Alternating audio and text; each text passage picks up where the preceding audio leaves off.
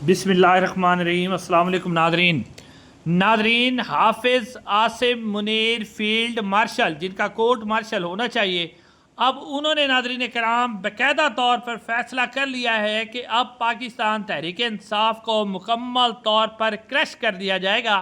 वो ख़बर मैं पूरी डिटेल आपके सामने रखता हूँ। उसके अलावा नादरीन कराम, field marshal general Asim Munir साहब, नादरीन शाह महमूद कुरैशी साहब के हवाले से जो वीडियो सामने आई है, इंतहाई खौफनाक वीडियो, कि किस तरह एक मरीज़ को जनरल साहब की डील न मानने पर किस तरह घसीट कर हस्पताल से निकाला गया, वो डिटेल भी आपके सामने रखते हैं। उसके अलावा नादरीन, जो अहम तरीन एक ख़बर है वो सिंध से आ रही है कि सिंध के अंदर जो है किस किस्म का जुल्म किया जा रहा है। वहाँ भी एक बाकायदा तौर पर जो जरदारी मार्शल है वो चल रहा है। और उसके अलावा जो अगली खबर है वो भी बड़ी इंपॉर्टेंट है कि पाकिस्तान तहरीक इंसाफ ने अब मुकम्मल तौर पर फैसला कर लिया है कि वो सिर्फ़ और सिर्फ मज़ाहमत ही करेंगे और मज़ाहमत ही जो है वो इसका हल है। अब नादरीन, सबसे पहले आपके सामने रखते हैं, अंसार अब्बासी साहब ने ये खबर दी है कि कुछ गैर मुल्की जो डॉक्टर हैं जो अमेरिका से आए थे, अब उनमें से कुछ और डॉक्टर आ रहे हैं पाकिस्तान में, वो मुलाकात करेंगे पाकिस्तान की मिलिट्री इस्टेब्लिशमेंट और इमरान खान के दरमियान सुलह करवाने की कोशिश करेंगे। अब नाज़रीन, ये कह रहे हैं अंसार अब्बासी साहब, और ये क्यों कह रहे हैं, ये अंसार अब्बासी साहब फिर ट्रक की बत्ती के पीछे लगा रहे हैं। हालांकि अगर आप देखें तो दूसरी तरफ जो कुछ हो रहा है पाकिस्तान तहरीक इंसाफ के साथ, और जिस तरह का आप हाफिज़ साहब ने, फील्ड मार्शल साहब ने प्रोग्राम बनाया है, वो मैं डिटेल आपके सामने रखता हूँ। नादरीन, खबर ये सामने आई है कि इस वक्त इमरान खान साहब को ये पैगाम दे दिया गया है कि अब हम आपको किसी सूरत में नहीं छोड़ेंगे। जबकि इमरान खान साहब ने बयान दिया था कि जनरल आसिम मुनीर साहब बादशाह सलामत बन जाते, तो इस हवाले से अब सबसे बड़ा फैसला ये हुआ है कि पाकिस्तान तहरीक इंसाफ के 290 लोगों पर 9 मई के केसेस के ऊपर बाकायदा तौर पर फर्द जुर्म आयद कर दी गई है, जिसमें तैयबा राजा और बहुत सी खवातीन भी शामिल हैं, और पाकिस्तान तहरीक इंसाफ के सिटिंग MNAs और MPs शामिल हैं। अब प्लान नाज़रीन ये बनाया जा रहा है कि पाकिस्तान तहरीक इंसाफ के जो MNAs हैं, इनकी नशिस्तें जो है वो इनको नाहल कर दिया जाएगा और इनकी सीटें फारिग कर दी जाएंगी, और साथ साथ जो है अब इन नशिस्तों पर इलेक्शन करवा के सारी नशिस्तें नून लीग को देकर बादशाह सलामत मुकम्मल तौर पर कंट्रोल हासिल कर लेंगे, और फिर वो जिस तरह की चाहेंगे वो कानून साजी करेंगे।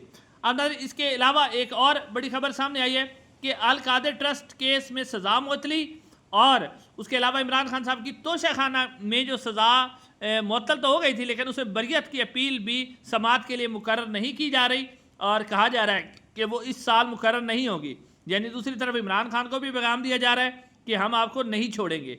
फिर उसके अलावा एक और ख़बर सामने आ रही है कि मखसूस नशिस्तों का जो केस है उसका फैसला भी जल्द करके पाकिस्तान तहरीक इंसाफ से मखसूस नशिस्तें भी अब छीन ली जाएंगी।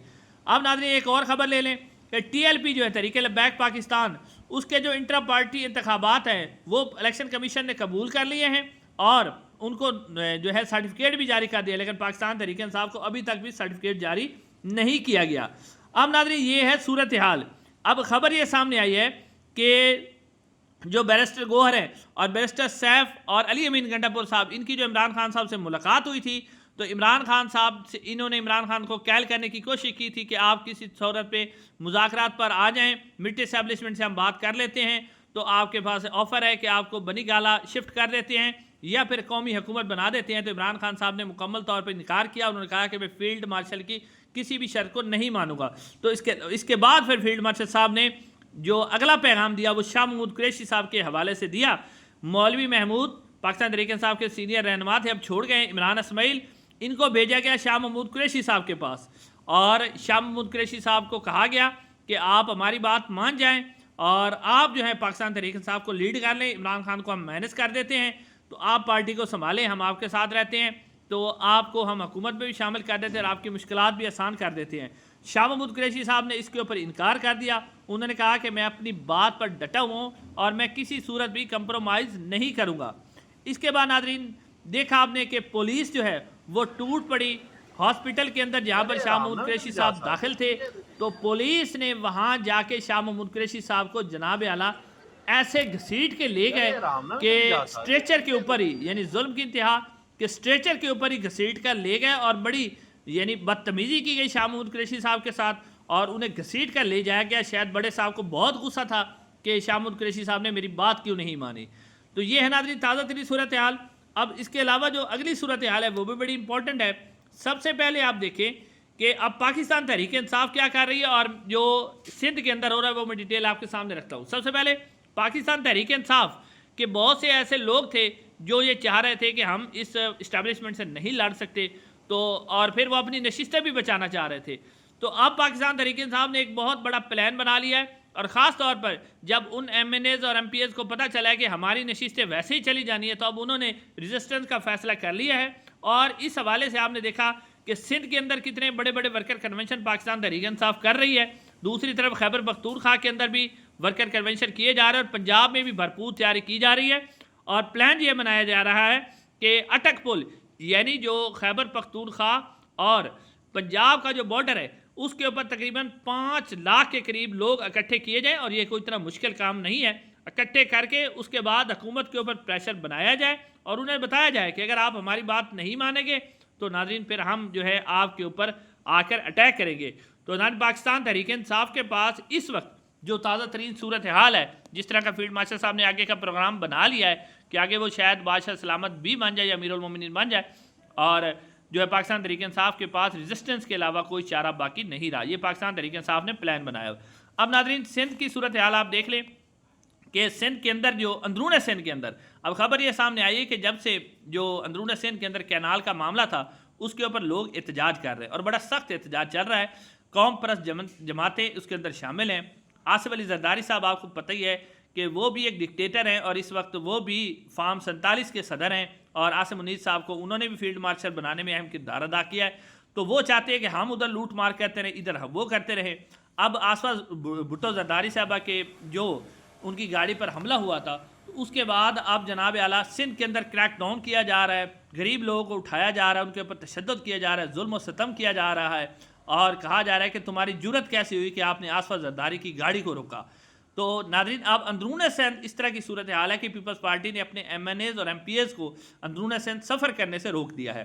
لیکن جس طرح کا پیپلز پارٹی ظلم اور ستم کر رہی ہے، جیسا کہ آپ نے دیکھا تھا کہ آصف زرداری صاحبہ کو جب بنایا گیا تھا ایم این اے، تو وہ بھی ایسے ہی بنایا گیا تھا. ان کے مقابلے کے جو ایم این اے تھے انہیں اغوا کر لیا گیا تھا، اور یہ آصف زرداری صاحب نے اپنا نانا جو تھے ان کے ذوالفقار علی بھٹو صاحب، ان کی یاد کو تازہ کیا تھا. انہوں نے بھی جب الیکشن لڑا تھا تو وہ بھی ایسے اپنے مخالفین کو اغوا کر لیتے تھے.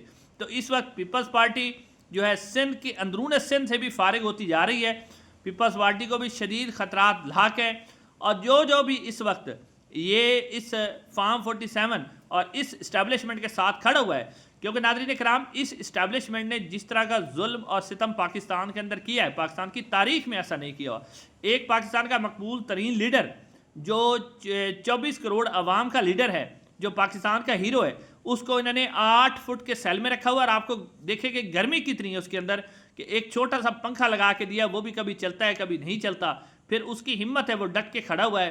اور پھر ہمارے جو اس وقت کے سربراہ ہیں حکومت کو جو چلا رہے ہیں، وہ میں کہتے ہیں کہ میں حافظ قرآن بھی ہوں، میرے پاس علم بھی ہے. تو وہ پھر اللہ تعالیٰ کو کیا جواب دیں گے جس طرح کا ظلم اور ستم وہ خواتین کے ساتھ کر رہے ہیں. اب جو آپ نے دیکھا کہ جو ڈاکٹر یاسمین راشد ہیں ان کی ضمانت مسترد کر دی گئی.